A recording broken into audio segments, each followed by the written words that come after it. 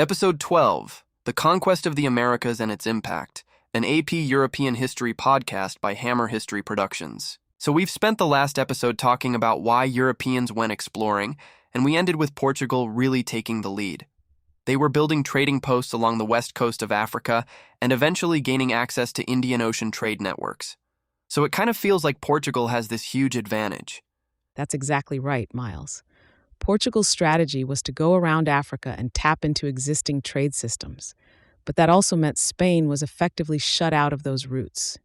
So Spain has to try something different. Exactly. Instead of going around Africa, Spain decides to go west, and that's where Christopher Columbus comes in.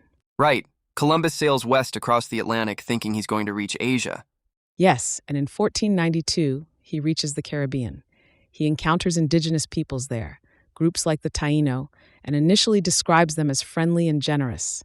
But very quickly, his expeditions begin to demand gold, tribute, and labor. And this is an important moment, because even in these earliest encounters, we see patterns that will define conquest. Columbus and his men take some indigenous people captive, force them to guide expeditions, and begin imposing systems of tribute. So even before the big conquests of the Aztec and Inca empires, you're already seeing coercion and exploitation. Exactly. The mentality here is important. Columbus believes he is entitled to claim land and labor for Spain, and that indigenous peoples should be converted to Christianity and brought under Spanish control. Did Columbus ever realize that he hadn't actually reached Asia? No, he dies believing he had reached islands off the coast of Asia. It's only later explorers who begin to understand that these lands are part of entirely separate continents. Which makes the early period even more striking. Europeans are claiming and dividing lands they don't fully understand, and that contact quickly leads to competition between powers like Spain and Portugal. That's where the Treaty of Tordesillas comes in, right? Exactly. In 1494, Spain and Portugal agreed to divide the non-European world between them along an imaginary line. Lands to the west go to Spain, and lands to the east go to Portugal. This agreement is negotiated with the involvement of Pope Julius II, which highlights the political authority of the Catholic Church at this time. Wait, so the Pope is helping divide up the world? Yes, and that's a key point. This is happening before the Protestant Reformation begins. The Catholic Church still has enormous influence over European rulers and can act as a mediator in international disputes. It also reflects the belief that Christian rulers have the right to claim and govern non-Christian lands. That religious justification is deeply tied to the expansion we're seeing. So they're basically dividing the world before they've even fully explored it. That's right, and this agreement helps explain why Spain becomes the dominant power in the Americas, while Portugal focuses on Africa, Asia, and Brazil. And we should also mention Ferdinand Magellan here. His expedition, which begins in 1519, becomes the first to circumnavigate the globe, even though Magellan himself dies along the way. So, by the early 1500s, Europeans have a much clearer sense of the size and shape of the world. Exactly. And more importantly, Spain now has both the opportunity and the incentive to conquer and control territory in the Americas. And that's where things start to get a lot more intense. That's a fair way to put it, Miles. This is the moment where exploration turns into conquest, and where the consequences for indigenous societies are enormous. And we need to be careful here, because the way people often imagine this is misleading. It's not just a story of a few hundred conquistadors showing up and somehow defeating massive empires on their own. Yeah, that's kind of what I've always heard. Like a handful of Spaniards defeating the Aztec Empire or the Inca Empire. That doesn't really make sense. It doesn't, and the textbook is very clear about that. So let's start with how conquest actually worked. In Mexico, Hernán Cortés and his forces arrive and eventually march on the Aztec capital of Tenochtitlan. The city falls in 1521, but that victory is not quick or easy. What actually made the difference there? Several things working together. First, disease, especially smallpox. It spreads rapidly through the population and devastates the city while it's under siege. Second, alliances. Cortés does not fight alone. Many indigenous groups who resented Aztec rule join him. Without those indigenous allies, the Spanish would not have succeeded. So it's not just Europeans versus the Aztecs, it's more like a civil war that the Spanish insert themselves into? That's a good way to think about it.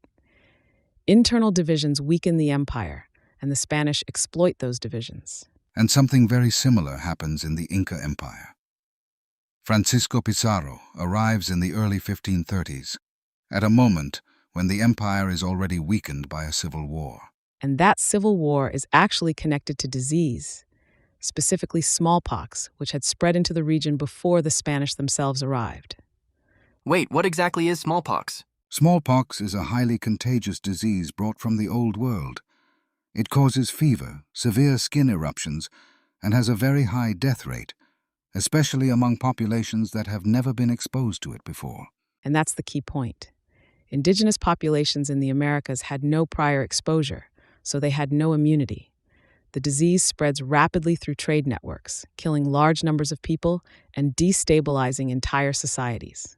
So the Inca Empire is already weakened by disease before the Spanish even show up? Exactly. Smallpox contributes to the death of leaders and helps trigger the succession crisis that leads to civil war. By the time Pizarro arrives, the empire is already divided and vulnerable. That's the conflict involving Atahualpa, right? Exactly. Atahualpa has just won a brutal succession struggle when Pizarro arrives. The two meet at Cajamarca, where the Spanish ambush and capture him. Even though he has a huge army nearby? Yes, tens of thousands of soldiers. But the Spanish use surprise and strategy. They capture Atahualpa, demand a massive ransom in gold, and then execute him in 1533. After that, they march on Cusco, the Inca capital, and take control. But again, this is not the end of resistance. Fighting continues for decades. So this isn't quick at all. No, the conquest is a long process involving alliances, internal divisions, and disease, not just superior weapons. Speaking of that, what about things like guns and horses? They matter, but they are limited advantages. Spanish steel weapons, horses, and guns provide an edge, but they are not decisive on their own. The most important factor is disease. Epidemics spread faster than armies and weaken entire societies before battles even begin. So disease is the biggest factor in why conquest succeeds? Yes, it's the primary cause of indigenous population collapse and a major reason the Spanish are able to establish control. Okay. So once the Spanish conquer these empires, what happens next? How do they actually control such large populations? This is where we shift from conquest to governance. The Spanish establish a structured system of colonial governance designed to extract wealth and labor. That's where the encomienda system comes in, right? Exactly. The encomienda system is when the Spanish crown grants conquistadors the right to demand labor and tribute from indigenous communities. In exchange for what? In theory, protection and Christian conversion. In practice, it often becomes a system of forced labor and exploitation. Indigenous people are required to provide tribute, goods, labor, or resources, and they are often subjected to overwork and abuse. So it's basically a labor system built on coercion. Yes, and as indigenous populations decline largely because of disease, the Spanish develop additional systems like the repartimiento in New Spain and the mita in Peru. What's the difference there? These are labor drafts. Colonial authorities assign a portion of the population to work for a set period of time each year in mines, agriculture, or public projects. So instead of permanent labor, it's rotating forced labor? Correct. And from a social perspective, this reshapes everyday life. Communities are disrupted, traditional economic systems break down, and people are forced into new patterns of work. How does the Spanish government actually manage all of this? Through viceroyalties. The empire is divided into large administrative units, each governed by a viceroy who represents the king. So this is direct imperial administration. Exactly. This is a centralized system of colonial governance designed to maintain control and maximize extraction. Extraction meaning? An extraction economy, taking resources like silver, agricultural goods, and tribute out of the colonies. And over time, we also see the development of haciendas, large agricultural estates worked by dependent laborers. So the system shifts from just labor to also land ownership? Yes, land becomes a major source of wealth, and control over land reinforces social hierarchy. Was there any attempt to regulate abuses in these systems? There was. The new laws of 1542 attempted to limit the power of encomienda holders and protect indigenous people, but they provoked a fierce backlash. In Peru, encomenderos rebelled and even killed the viceroy sent to enforce the laws. In New Spain, by contrast, the viceroy chose not to fully implement the laws in order to avoid open conflict. So what does all of this mean for the people living in the Americas? The impact is devastating. Indigenous populations collapse, primarily because of disease, along with violence and the disruption of agriculture and trade. When we say collapse, how severe are we talking? In some regions, population declines reach catastrophic levels. Entire communities disappear within a generation. Some historians estimate that up to 90% of the indigenous population died as a result of smallpox and other diseases, along with the broader social upheaval caused by conquest. That's hard to even imagine. And it leads to a moral crisis within Europe itself. Some observers begin to question whether what is happening is justified. That's where Bartolomé de las Casas comes in? Yes. Las Casas is a former encomienda holder who becomes a critic of Spanish brutality. He describes the treatment of indigenous people as violent and inhumane, and argues that they are rational human beings who deserve protection. But there's an important complication here. Early on, Las Casas actually suggested that enslaving Africans could replace the exploitation of indigenous Americans, reducing their suffering. Wait, so he's opposing one kind of slavery but supporting another? At first, yes, and that reflects the limitations of his perspective at the time. However, later in his life, Las Casas reverses that position and argues that enslaving Africans is also morally wrong. And this debate is also shaped by the broader context of the time. Las Casas is writing after the Protestant Reformation has begun, when the Catholic Church is under pressure and there is a stronger emphasis on spreading and defending Catholicism globally. Exactly. That helps explain why conversion is such a central part of the argument. Both sides believe Christianity should spread, but they disagree on how that should happen.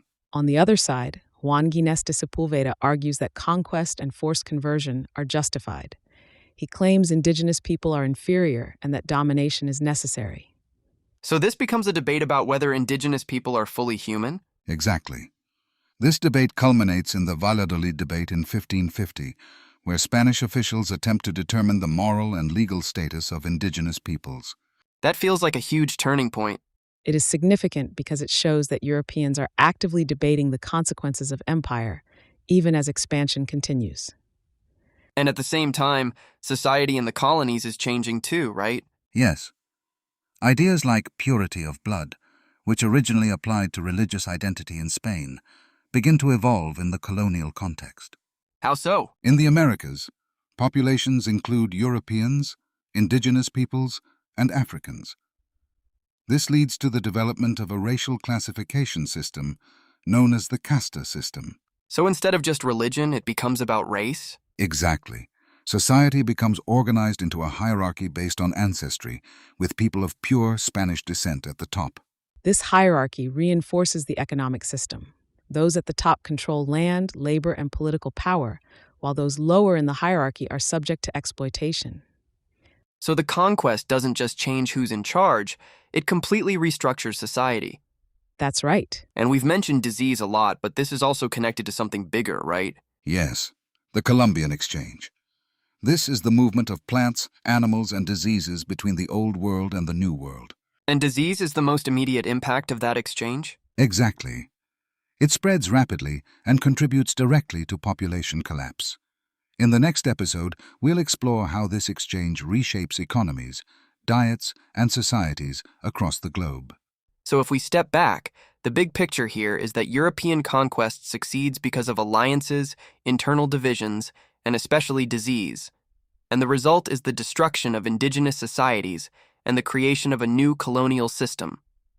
A system built on labor extraction, imperial administration, and economic exploitation. And one that reshapes culture, belief systems, and social hierarchies in lasting ways. That's a lot. And it's also kind of unsettling. It should be. This period forces us to confront both the scale of change and the human cost. All right, let's wrap up. So today we looked at how European conquest actually worked, how figures like Cortés and Pizarro relied on indigenous allies, took advantage of internal divisions, and benefited from the devastating effects of disease. We also examined how the Spanish established systems like the encomienda, repartimiento, and mita to control labor and extract wealth, supported by structures like viceroyalties and large estates like haciendas. And finally, we explored the human impact, population collapse, debates over morality like the Valladolid debate, and the emergence of racial hierarchies through ideas like purity of blood and the casta system. In episode 13, we'll explore the Columbian Exchange and how European expansion reshaped economies, cultures, and attitudes across the Atlantic world. Thanks for listening to the Once and Future Present, an AP European History podcast by Hammer History Productions.